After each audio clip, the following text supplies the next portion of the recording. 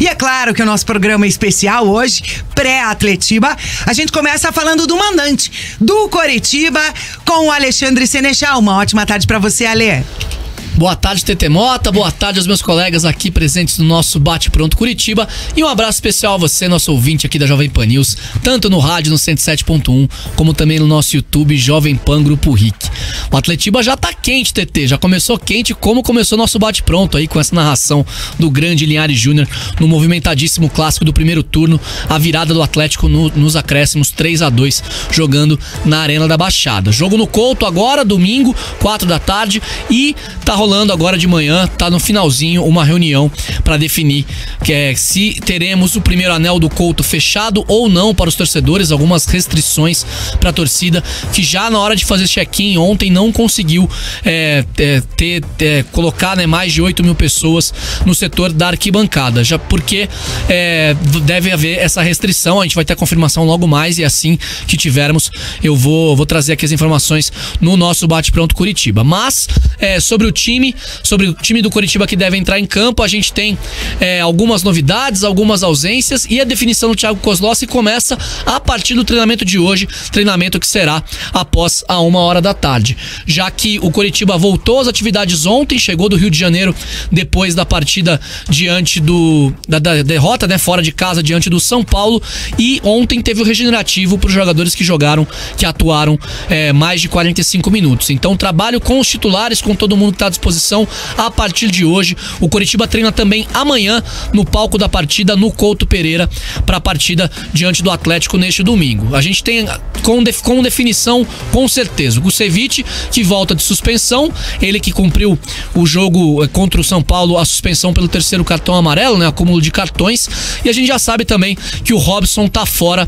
O Robson, ele que tá suspenso pelo terceiro cartão amarelo, e incrível, o Robson é artilheiro do Campeonato Brasileiro pelo Coritiba com 6 gols marcados, e ele já tomou 9 cartões amarelos no Brasileirão. É a terceira suspensão do Robson no campeonato, o jogador do Coritiba com mais cartões amarelos no Brasileirão de 2023. Então o Robson é desfalque do Coritiba, ele que está sendo um dos destaques, né, nessa campanha bem ruim do Coxa no Brasileirão de 2023. E aí, algumas dúvidas. O Bruno Gomes, com a lesão no tornozelo esquerdo, tá fora do clássico, ele não vai voltar, não será relacionado. Talvez para a partida do outro final de semana do Coxa ele esteja à disposição, mas agora ele não volta, então é desfalque certo no meio campo. E estamos na dúvida sobre a questão do Thiago Dombrowski, o zagueiro canhoto que teve uma entorse no joelho na derrota diante do Vasco e perdeu a partida contra o São Paulo. O Dombrowski ainda é dúvida, ele será reavaliado hoje na atividade do Coritiba hoje à tarde para saber se vai ou não pro jogo, se vai ter condições de fazer a zaga. Não dá nem para passar um provável time, porque o Kozlowski vai treinar as opções a partir de hoje. Então a gente tem dúvidas na defesa.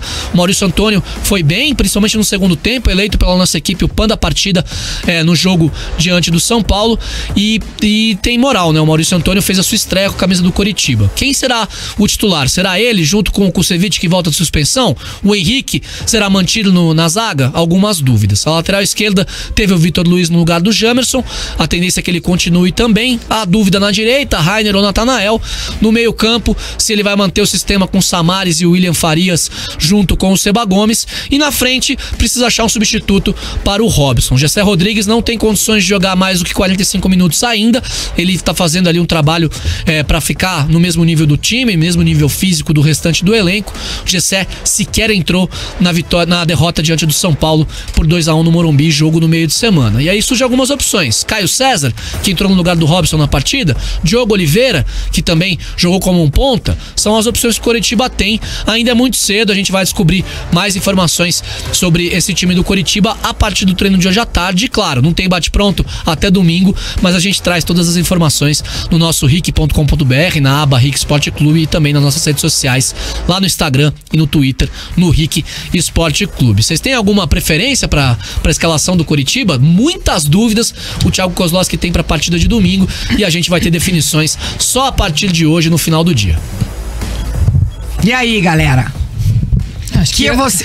A defesa A primeira pergunta, defesa volta o Kusevich ou não, na opinião de vocês? Pra mim, podia Aí tem deixar que jogar- Henrique e Maurício Antônio mesmo. Tinha que jogar com 3 zagueiros, né? Se voltar o Kusevich. Daí tem que pôr um zagueiro pra marcar o Kusevich. Linhares. Mas eu acho que ele vai botar Kusevich e Henrique de titulares nesse jogo aí. Eu acho que o Kusevich volta naturalmente. Natanael, Kusevich, Henrique e Vitor Luiz vai ser a defesa. Natanael de titular? Eu acho que mantém Rainer. E eu também acho Eu que não mantém sei Rainer. não se vai mudar, porque já mudou bastante, né? Da derrota pro Vasco pra derrota contra o São tanto Paulo. faz.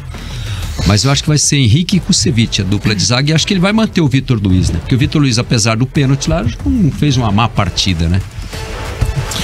Eu acho que eu gostaria de ver essa defesa de novo sem o Kusevich, né? Você vê, o Curitiba perdeu sem o Kusevich e não levou 3 gols. E é a opinião do Rodrigo Furtoso, nosso ouvinte, falando que tinha que manter a zaga que enfrentou o São Paulo. Eu acho que poderia manter. Acho que... Mas como é Atletiba, eu acho que ele não vai abrir mão do Kusevich, né? Porque assim, o Kusevich é o titular dele e de todos os outros treinadores desde que desembarcou na rodoviária. Sim. E foi pro jogo lá contra o Londrina, né? Ele chegou na rodoviária, foi pro estádio, botou o uniforme e jogou, né? Rodoviária. O Kusevich conheceu o Couto Pereira e jogou no Couto Pereira antes mesmo de conhecer o CT, né? Então, ele chegou numa sexta, né? Treinou no Couto Pereira no sábado de manhã. E jogou domingo. Mas eu tenho minhas dúvidas. Eu achei que o Thiago elogiou bastante o Maurício Antônio, né? Mas é que assim, o Kusevich é o titular faz tempo, né? Mas vem falhando É bastante, aquele negócio, né? Mas assim, é aquela coisa do critério, né? Eu acho que o Kusevich, ele teria que perder posição pelo fato de estar mal, né? Não porque ele estava suspenso e daí Exatamente. volta de suspensão, outra zaga foi melhor e ele perde a posição. Que pra mim é muito sacanagem o cara perder a porque posição se ele por não- um jogo de suspensão. se ele não que é uma tivesse coisa suspenso, normal, ele né? Mas não teria é saído. por causa de um jogo de suspensão, é por causa das falhas. Mas ele É não teria. justamente isso que eu tô falando, TT. Então, mas aí que eu, mas eu acho que ele É justamente isso que eu tô falando. Tô falando Mas que seria muito sacanagem perder o jogo, perder por suspensão a posição. Mas como o Kusevich vem falhando, Então, não tem como. mas o Thiago, por exemplo, ele não vai. Acho que ele não vai tirar o Kusevich, porque na avaliação dele, o Kusevich vinha jogando bem, porque se fosse Não, pra pelo tirar amor ele de pelo Deus. critério das falhas, teria Não, tirado acho que ele antes tem da essa suspensão. percepção, Né? mas talvez não tivesse tirado. Ele foi titular absoluto com o Thiago em todos os Independente, jogos. mas assim, as falhas não foram no penúltimo jogo quando ele tomou o terceiro amarelo. As falhas são recorrentes. Sim. Já vem de muito tempo. Então, para usar o critério de tirar ele do time por conta das falhas, tinha que ter tirado antes. O problema é que Né? todo jogo tem alguém que falha mais, né? E esse é o problema. Tem um jogo que é o Kusevich que falha mais, tem um jogo que foi o Jamerson, tem um jogo que foi o Luan É que ele é Poli. regular nas falhas, né? Ele tá sempre nas falhas. Mas eu acho que o fato da suspensão pode ser um pretexto também, né? Pode Aproveitar o gancho da suspensão. Mas eu acho que pela... fazer uma Sabe por quê? alteração Sabe na o que eu defesa. acho? Sabe o que eu acho? Porque não vai perder posição? Porque contra o Vasco, além das falhas, ele não foi capitão. Então... Sabe? Então, cara, eu acho que ele não vai perder a posição de Porque, forma na verdade, alguma. assim, a gente não sabe direito os critérios do Thiago, né? Do Thiago Kozlowski, pra escalar o time, assim. Ele tem lá os jogadores que, né? O Kusevich, acredito que seja um dos caras de confiança dele, né? Sim. Porque pra ele dar a braçadeira de capitão, por exemplo, né, no jogo contra o Vasco, é um cara de confiança. O técnico dá a braçadeira de capitão pra um cara que ele confia, né? Pelo Com menos certeza. desde que eu conheço futebol é assim. Eu falo isso desde o começo do ano. O Eu acho que o Kusevich virou um capitão- líder danado do elenco. Ele é muito líder no vestiário. No momento é o Só William. que ele veio Não, o William é um capitão de fato. O William sempre foi o capitão, só não era antes, né? Porque tava lesionado, né? Só que nessa falha do William, né? O tanto de gente que... Nessa falta do William, tanta gente que rodou como capitão, né? Gabriel, Henrique, Kusevich. Então, assim, eu acho que o Kusevich merece perder essa posição, mas é um jogador de confiança. Eu acho que ele não vai perder a posição no Atletiba, né? Eu penso que o Thiago vai colocar Henrique e Kusevich para formar a zaga nesse jogo aí. E vai pôr o William Farias na frente dos dois ali para reforçar, né? Eu acho que ele vai manter ainda o Samaris e o William Farias. Mas eu acho que ele vai tirar o Samaris aí, não sei, com esse pressentimento. Ale, a gente está tendo nesse momento uma reunião do Coritiba com as autoridades de segurança, alguma novidade? TT, acabou de acabar a reunião, faz poucos minutos, e eu recebi uma mensagem agora, agora são 12:19, faz 3 minutos. Eu recebi uma mensagem assim: trabalhe com a capacidade máxima pro clássico. Então o Clássico Atletiba terá, o Couto Pereira terá toda a sua capacidade disponível para o Clássico Atletiba. Já, claro, no segundo bloco a gente traz mais detalhes dessa reunião que aconteceu hoje pela manhã. Seria um absurdo, né? Fecharem lá, a ideia pelo menos que estava sendo discutida era fechar o anel inferior para impedir uma invasão do gramado, né? Imaginando gramado, um TBT aí de 2009. O anel inferior viraria o alambrado do estádio, né? Assim, falando numa metáfora, simbolicamente assim, que é uma falência, né? Um atestado de falência da segurança, né? Tanto do clube quanto da polícia militar. Eu penso que o torcedor tem todo o direito de ir ao estádio e não pode se trabalhar com a presunção de que todo mundo vai lá para quebrar o estádio, para invadir o gramado e para bater em todo mundo. A prevenção tem que existir para evitar que possa acontecer algum distúrbio, tumulto, enfim, mas isso tem que ser trabalhado preventivamente. Não pode se tomar uma medida dessa, né, de cercear o torcedor de ir no estádio. O sócio torcedor tava fulo da vida aí, porque os caras estão tentando fazer check-in, aí tá bloqueado. Tá esgotado com 8 mil check-ins feitos, né? Quando tava o time lá precisando de 30 mil check-ins, de levar o convidado, 2 convidados e tal, aí ninguém pensou em bloquear o anel inferior, né? O clube vai retomar então os check-ins, né? Aí normalmente. Pega o que é o maior clássico do futebol, né? Da capital, do estado e tal, e não permite que o torcedor vá lá acompanhar o time, porque o time foi o ano inteiro essa incompetência toda dentro do campo, né?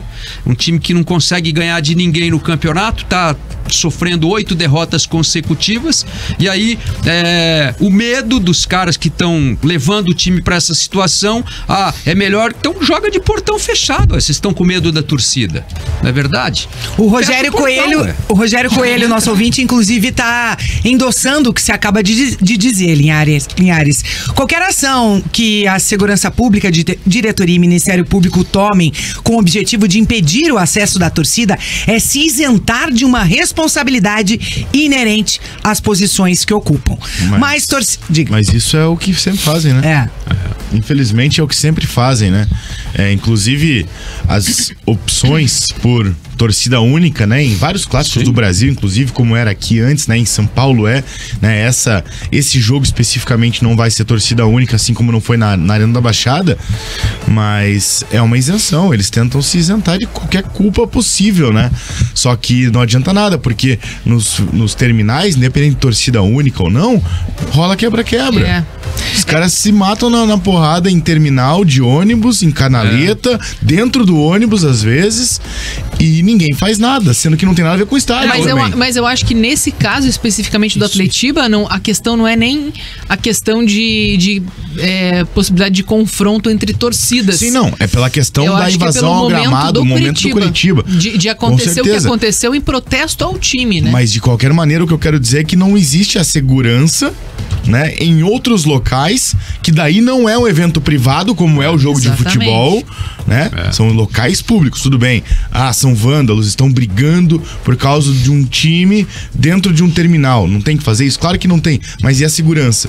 Toda vez. E uma coisa que eu sempre me pergunto, Dal, que geralmente essas brigas que acontecem nos terminais, antes ou depois da partida, esses confrontos, são marcados pela internet. A gente tem em Curitiba uma delegacia especializada em crimes de internet.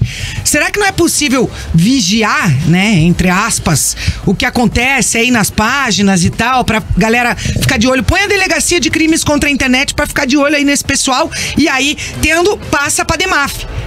Doutor Luiz Carlos, o pessoal achei aqui, na página tal, estão combinando lá no Sítio Cercado, estão combinando no Capão da Embuia. São sempre os mesmos, né? Acho que isso é bem fácil até de monitorar. E tem outra coisa, né? Pra dar essas brigas aí de torcida, não precisa nem ter jogo no dia, né? Outro dia tinha um pai com a filha brincando num parquinho e foram lá pra arrancar a camisa dele, que ele tava com a camisa de uma torcida organizada, né? E me desculpe. Então, assim, não precisa nem ter jogo pra ter briga de cara fantasiado de torcedor, né? Porque O cara tá fantasiado, ele não é torcedor, ele tá travestido e tal, e arruma confusão em qualquer lugar. Se tiver 3, aí aparece um outro com a camisa do rival lá, os caras se acham no direito de espancar aquele sujeito. E não precisa estar marcado um jogo naquele dia, né?